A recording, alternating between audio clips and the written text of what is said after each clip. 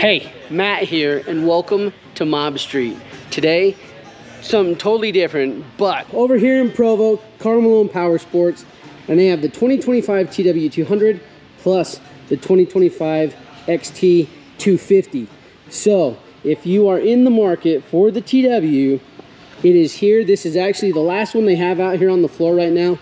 They had, I think they told me they had 5 of them here.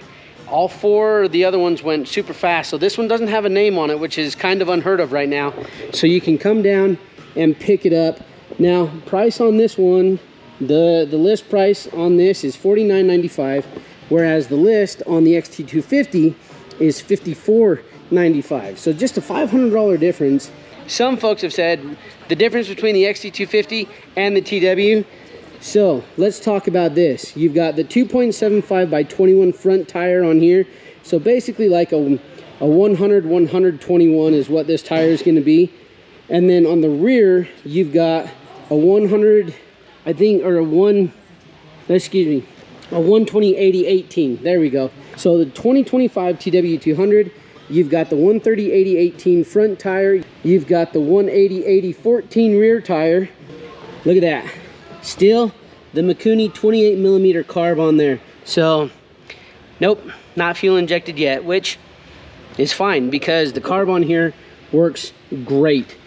So you've got an 18-inch rear wheel on here, 21-inch front wheel on here. So the real difference between, well, one of the main differences between the TW and the XT250, there are going to be a lot more tire options right now for the XT than there will be for the TW. So if you want like ease of tire options, the XT is going to give you a little bit more on that one. Now, you've got the disc front brake on the TW, you've got the drum brake on the rear. On the XT, you've got dual disc, okay? So we talked about you've got 10.4 inches of ground clearance on the TW, and you have 11.2 inches of ground clearance on the XT. You've got 6.3 inches of travel on the front suspension on the TW, and on the XT250 you've got 8.9 inches of travel in the front with I think 7.1 or 7.3 in the rear, with a 5.9 inch travel on the rear suspension of the TW.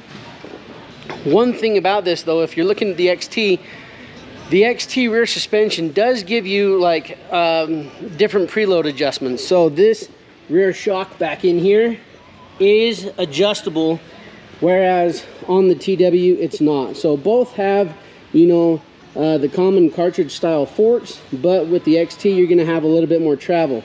Now, 11.2 inches of ground clearance on the XT. Another thing about it with, so really you just have a $500 difference. So $500, what you're really getting with the XT, you are getting obviously that more suspension travel, different tire options, dual disc brakes, or excuse me, dual disc brakes. You've got an LCD dash, you have fuel injection on the XT, you've got a 2.6 gallon tank on here, which Yamaha estimates that you get 76 miles a gallon on the XT250. Now, the TW, like we said, weighs 278 wet. The XT250 weighs 291 wet, ready to go.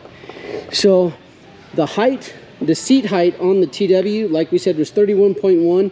The seat height on the XT250, you're looking at 32.7, which is actually shorter than that KLX that I have, which we all know I'm not a fan of anyways. So if you're gonna look at the KLX over the XT, just get the XT. Plus the fuel injection on the XT, way better than what it is on the KLX 230. Okay, so for your drive on the TW, you've got a 14-tooth front sprocket and a 50-tooth rear sprocket.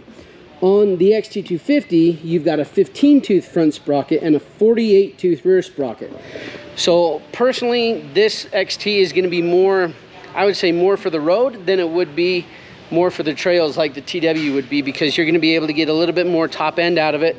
So you'll be able to cruise, I wouldn't say necessarily freeway speeds, but probably most definitely your 2-lane highway speeds, probably about 65, you'd be okay. The other thing, both are passenger ready.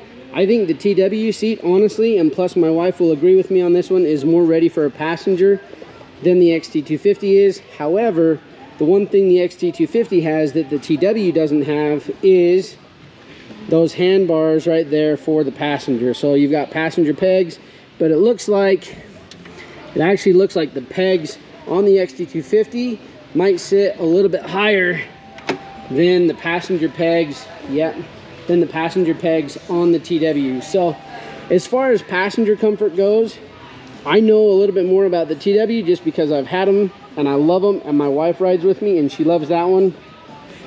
Whereas the XT250, let's take a look here. The XT250 has a much narrower seat for the passenger than the TW does. Plus, you can obviously see the padding right there.